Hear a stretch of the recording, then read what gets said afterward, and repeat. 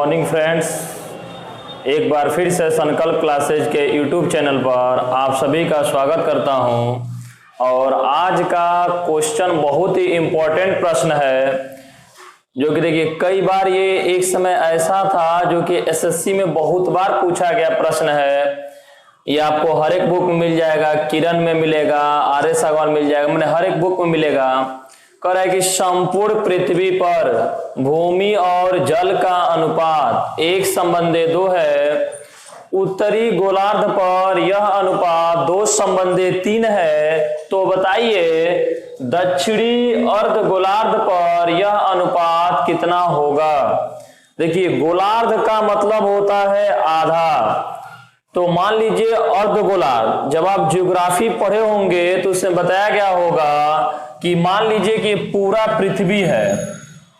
अगर ये टोटल पृथ्वी है तो इसका आधा पार्ट जो होता है इसको बोलते हैं उत्तरी गोलार्ध, और जो आधा पार्ट होता है इसको बोला जाता है दक्षिणी गोलार्ध। ये है आपका उत्तरी गोलार्ध और इसको बोला जाता है दक्षिणी अर्ध गोलार्ध।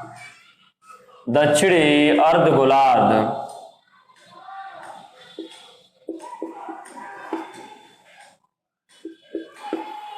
जैसे मान लीजिए कि अगर अर्ध गोलार्ध का मतलब होगा आधा, पूरे गोले का आधा होगा उत्तरी गोलार्ध और पूरे गोले का आधा होगा दक्षिणी गोलार्ध।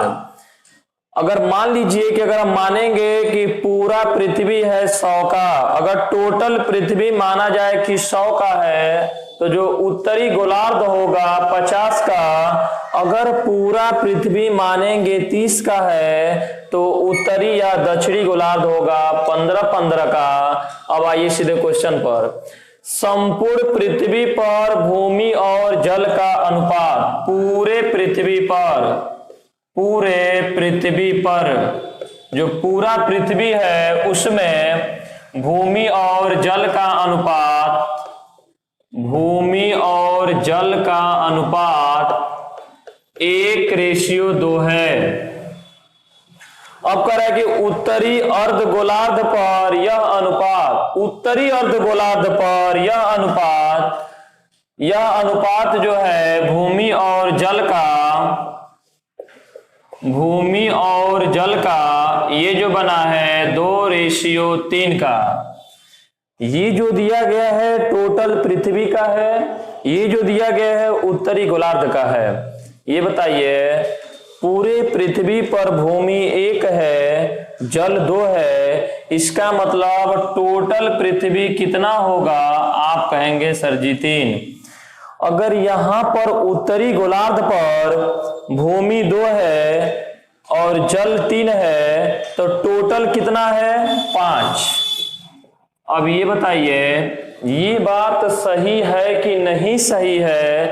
देखिए पूरा पृथ्वी 3 है, उत्तरी गोलार्ध 5 है, इसका मतलब ये बात कहीं ना कहीं गलत है, क्योंकि अगर पूरा पृथ्वी होगा 3 तो जो हमारा उत्तरी गोलार्ध होगा, वो 1.5 होगा, क्योंकि 3 का आधा होता है। क्योंकि अभी समझाए हैं कि जितना माना जाएगा पृथ्वी को, जितना होगा टोटल पृथ्वी, उसका हाफ होता है उत्तरी गोलार्ध और हाफ होता है दक्षिणी गोलार्ध। इसका मतलब ये कहीं ना कहीं गलत है। और आपको पता है रेशियो में किसी भी संख्या से गुणा भाग किया जा सकता है। तो बताइए यहाँ टोटल पर 3 है, उत्तरी गोलार्ध पर 5 है, इसका मतलब ये तो गलत है। तो मान लीजिए कि अगर हम मान लें कि टोटल पृथ्वी 30 का है, अगर टोटल पृथ्वी 30 का होगा तो 15 होगा उत्तरी गोलार्ध और 15 होगा दक्षिणी गोलार्ध। इसको 30 बनाने के लिए यहां गुणा किया जाएगा 10 का। अगर ये 30 हो गया तो ये हाफ होता है आधा, तो इसको बनाएंगे 15। अब देखिए जब ये 30 है तो यहां पर 3 है, जब 10 का गुणा हम यहां किए हैं तो 10 का गुणा यहां भी होगा, 10 का गुणा यहां भी होगा, क्योंकि रेशियो बदलना नहीं चाहिए। क्योंकि गुणा कर देंगे तो टोटल 30 है, तो अगर यहां 10 से गुणा कर देंगे ये बन गया 10 और यहाँ पर 10 से गुणा कर देंगे, ये हो जाएगा 20। इसका मतलब ये भी 30, ये भी 30, टोटल का सम बराबर हो गया। और ये 30 है, ये 15 हो गया। 3 का मल्टीप्लाई इसमें हुआ, 3 का मल्टीप्लाई इसमें करेंगे और 3 का मल्टीप्लाई इसमें करेंगे तो ये हो जाएगा हमारा 6 और ये बन जाएगा आपका 9। ये है उत्तरी गोलार्ध पर, उत्तरी अर्धगोलार्ध है और इसको बोला जाएगा दक्षिणी अर्धगोलार्ध पर। पूछा गया है कि दक्षिणी अर्धगोलार्ध पर भूमि और जल का अनुपात क्या होगा। देखिए पूरा पृथ्वी पर भूमि 10 है, उत्तरी अर्धगोलार्ध पर भूमि 6 है। इसका मतलब दक्षिणी अर्धगोलार्ध पर जो भूमि होगा पूरा पृथ्वी में से उत्तरी घटाएंगे तो निकल जाएगा दक्षिणी गोलार्ध 4। अब समझिए पूरे पृथ्वी पर जल है 20, उत्तरी गोलार्ध पर जल है 9, तो टोटल 20 में से 9 घटा देंगे, पूरे पृथ्वी में से उत्तरी गोलार्ध घट जाएगा तो क्या निकल जाएगा दक्षिणी गोलार्ध। तो दक्षिणी गोलार्ध पर भूमि और जल का जो अनुपात होगा ये बन जाएगा 4:11 का। चलिए आइए एक बार और अच्छे से समझा जाए। अगर मान लीजिए कि हम लोग यहाँ लिख रहे हैं उत्तरी और दक्षिणी, टाइम लग रहा है, एग्जाम में आपको ऐसे नहीं लिखना है। एक बार ध्यान से पढ़िए, संपूर्ण पृथ्वी पर भूमि और जल का अनुपात, भूमि और जो जल का अनुपात दिया गया है आपका, आप कहेंगे सर जी 1:2 का है, 1:2। ये पूरे पृथ्वी पर है। उत्तरी अर्धगोलार्ध पर ये जो रेशियो दिया गया है 2 से 3 का, 2 से 3 का। अब ये बताइए टोटल है कितना, भूमि जल मिला देंगे तो पूरे विश्व पर, पूरे पृथ्वी पर जो टोटल होगा कितना 3, इनका सम 3 हो गया। उत्तरी गोलार्ध की बात किया जाए तो ये 2 है और ये 3 है, तो टोटल कितना होगा 5। पूरा पृथ्वी 3 है और उत्तरी गोलार्ध कितना है 5। ये बात कहीं ना कहीं गलत है। अगर जितना पृथ्वी होगा उसका हाफ माना जाता है उत्तरी गोलार्ध और आधा माना जाएगा दक्षिणी गोलार्ध, तो अगर ये पूरा पृथ्वी 3 का है तो जो उत्तरी गोलार्ध होगा वो इसका आधा 1.5 होना चाहिए। लेकिन कहीं ना कहीं ये बात गलत है। इसको सही बनाने के लिए हम मान लें कि पूरा पृथ्वी 30 है, इसका हाफ होगा उत्तरी गोलार्ध या दक्षिणी गोलार्ध। तो 30 बनाने के लिए क्या करेंगे 10 से मल्टीप्लाई, और जब ये 30 है ये कितना होगा 15, यहाँ 3 से गुणा कर दीजिए। 10 का मल्टीप्लाई यहाँ किए, 10 का मल्टीप्लाई सब में होगा तो 10 का मल्टीप्लाई यहाँ भी कर दीजिए। तो 10 का मल्टीप्लाई मैंने 10 ये बन जाएगा और यहाँ 10 से गुणा कर दीजिए, 20 आपका ये बन जाएगा। यहाँ हमने 3 से मल्टीप्लाई किया, टोटल रेशियो का सम 15 है और यहाँ रेशियो का सम 5 है। बात गलत है क्योंकि 15 ये टोटल 15 है तो ये भी टोटल 15 होना चाहिए। यहाँ 3 से गुणा कर दीजिए तो ये हो जाएगा आपका 6 और यहाँ 3 से गुणा कर दीजिए बन जाएगा आपका 9। आपसे पूछ रहा है कि दक्षिणी अर्धगोलार्ध पर यह अनुपात क्या होगा, तो पूरे पृथ्वी में से अगर उत्तरी गोलार्ध को माइनस किया जाए क्या निकलेगा दक्षिणी गोलार्ध, तो दक्षिणी गोलार्ध हो जाएगा। देखिए टोटल पृथ्वी पर भूमि 10 है, उत्तरी पर कितना है, उत्तरी गोलार्ध पर 6 है, दक्षिणी पर कितना होगा 4। पूरे पृथ्वी पर जल 20 है, उत्तरी गोलार्ध पर कितना है 9 है, तो दक्षिणी गोलार्ध पर कितना होगा 11। इसका जो रेशियो बनेगा 4:11, इसका मतलब इसका जो ऑप्शन होगा 4:11। चलिए आइए इसी पर एक और क्वेश्चन देखा जाए। कह रहे कि संपूर्ण पृथ्वी पर भूमि और जल का अनुपात 1:2 है, उत्तरी गोलार्ध पर यह अनुपात 3:4 है, तो दक्षिणी गोलार्ध पर यह अनुपात क्या होगा। प्रयास करिए इसको प्रयास करिए देखिए, भूमि और जल का अनुपात, भूमि और जल का अनुपात पूरे पृथ्वी पर, माने टोटल पृथ्वी पर, संपूर्ण पृथ्वी पर 1:2 है। उत्तरी अर्ध गोलार्ध पर यह अनुपात 3:4 है। ये बताइए टोटल पृथ्वी कितनी होगी? अगर देखा जाए तो टोटल पृथ्वी कितनी है, यहां से कहेंगे कि टोटल पृथ्वी है 3 का और उत्तरी गोलार्ध कितना है 7। ये भी बात गलत है। जितना टोटल पृथ्वी होगा, क्योंकि पृथ्वी को 2 भागों में बांटा गया है, एक होता है उत्तरी गोलार्ध, एक होता है दक्षिणी गोलार्ध। यहां देखा जाए तो ये 3 है और ये 7 है। ये बात गलत है, क्योंकि अगर ये 3 है तो इसको आधा होना चाहिए। तो सोचिए इसको क्या बनाया जाए। मान लीजिए अगर इसको हम 42 बना दे रहे हैं, ये कितना हो जाएगा 21। इसका मतलब ये बात हमारी पूरी तरीके से सही है। अगर टोटल पृथ्वी होता 42 का तो उसमें उत्तरी गोलार्ध कितना होता 21। देखिए, अगर कभी आपको बराबर, अगर मान लीजिए ऐसे प्रश्नों में अगर ऐसे आपको समझ में नहीं आएगा तो क्या करेंगे कि पहले इसको बराबर कर दीजिएगा और ऊपर वाले को डबल कर दीजिएगा। चलिए आगे देखा जाएगा। देखिए 14 का मल्टीप्लाई सब में करिए, ये हो जाएगा 14, 14 का मल्टीप्लाई यहां करिए हो जाएगा 28, यहां 3 का गुणा करिए 9, क्योंकि यहाँ रेशियो का सम 42 है और यहाँ रेशियो का जो सम था 3। गलत है। इसको हमको पूरा रेशियो बदलना नहीं चाहिए, इसको कटाएंगे तो यही होगा 1:2 का। और यहाँ कर लीजिए 3 से गुणा, तो ये हो जाएगा आपका 12। आप ध्यान समझिए। देखिए, पूरे पृथ्वी पर भूमि 14 है और उत्तरी गोलार्ध पर भूमि 9 है, तो दक्षिणी गोलार्ध पर कितना होगा 14 माइनस के 9। टोटल में से घटेगा उत्तरी, तो टोटल पृथ्वी में से उत्तरी गोलार्ध घटाएंगे तो आएगा दक्षिणी गोलार्ध। और यहाँ टोटल पृथ्वी पर जल है 28 और उत्तरी गोलार्ध पर है 12। हमें पूछा गया दक्षिणी गोलार्ध पर, दक्षिणी अर्ध गोलार्ध पर यह अनुपात क्या रहा होगा, तो हमें घटाना पड़ेगा। 28 में से 12 घटा दीजिए तो ये हो जाएगा आपका 16। तो जो रेशियो बनेगा दक्षिणी गोलार्ध पर भूमि और जल का अनुपात 5:16 का आ जाएगा।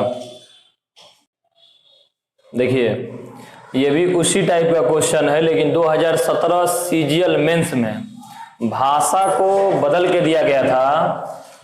करे किसी लाल और हरे रंग के चित्र में लाल और हरे रंग का प्रयोग 2:3 के अनुपात में किया गया है।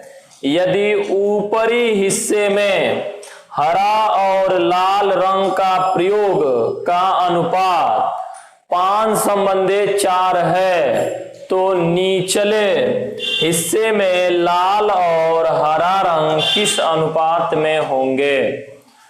इसका मतलब ये हुआ कि जो लाल और हरे रंग का जो टोटल चित्र है उसमें 2:3 है, और उसके जो नीचे वाला हिस्सा है, ऊपर वाले हिस्से का तो दिया गया है और आपसे पूछ रहा है कि नीचे वाले हिस्से का रेशियो क्या होगा। ये बताइए, लाल है और हरा रंग है, तो लाल और हरा रंग है तो यहां लिख लीजिए लाल और हरा।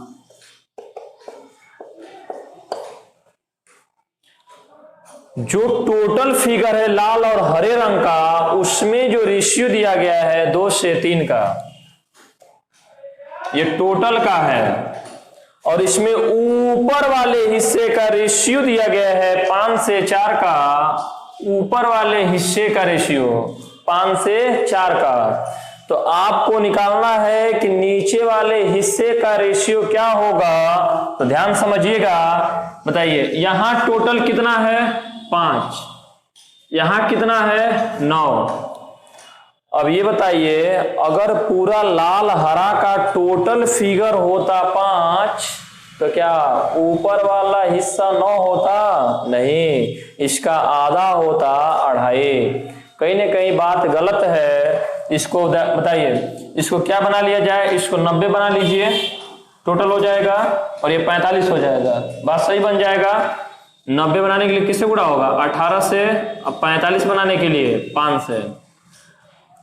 18 गुणा यहाँ कर लीजिए, 18 दूना के 36, 18 का गुणा यहाँ कर लीजिए, 18 तिहाई 54, यहाँ कर लीजिए 5 का गुणा, कितना होगा? 25, और यहाँ कर लीजिए 5 का गुणा, कितना हो जाएगा? 20। 20, सॉरी, देखिए यहाँ मिस्टेक हो गया है क्वेश्चन में।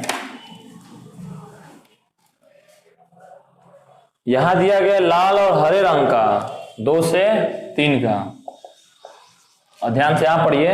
यदि ऊपरी हिस्से में हरा और लाल रंग का अनुपात 5 से 4, हरा और लाल का दिया है, हरा और लाल का 5 से 4 दिया गया है, तो लाल और हरा का कितना होगा? 4 से 5।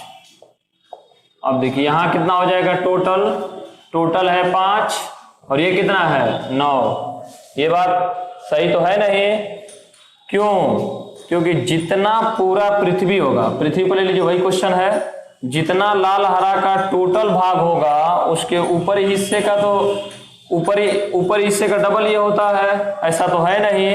ये 5 है, इस पर 2.5 होना चाहिए, तो गलत है। बनाइए 18 5 90, और इसको कैसे गुणा करेंगे? 5 से। अगर ये 90 है तो ये कितना होगा? 5। चलिए 18 का मल्टीप्लाई कर लीजिए, यहां पर भी ये हो जाएगा 18 दूना के 36, यहाँ 18 से गुणा कर दीजिए, 18 तिहाई 54, यहाँ गुणा कर लीजिए 5 से, ये बन जाएगा 20, और यहाँ गुणा कर लीजिए 5 से, ये हो जाएगा आपका 25।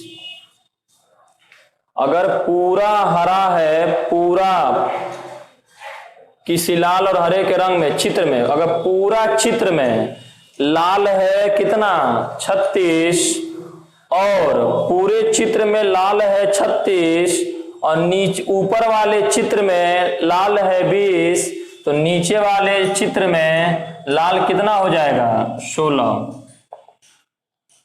अगर पूरे चित्र में हरा होगा 54, और नीचे वाले चित्र में, सॉरी, ऊपर वाले चित्र में हरा है 25, तो नीचे वाले चित्र में क्या होगा? देखिए 14 में से 5 जाएगा 9, और यहां बच गया 4, 4 में से 2 जाएगा 2, 29।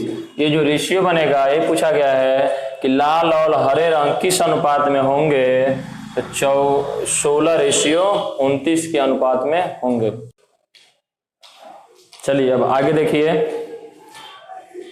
थोड़ा सा आप लोग को बता रहे हैं कि आप पढ़ाई कैसे करेंगे, कैसे शेड्यूल बनाएंगे और कैसे पढ़ाई करेंगे तो आपका सिलेक्शन हो जाएगा।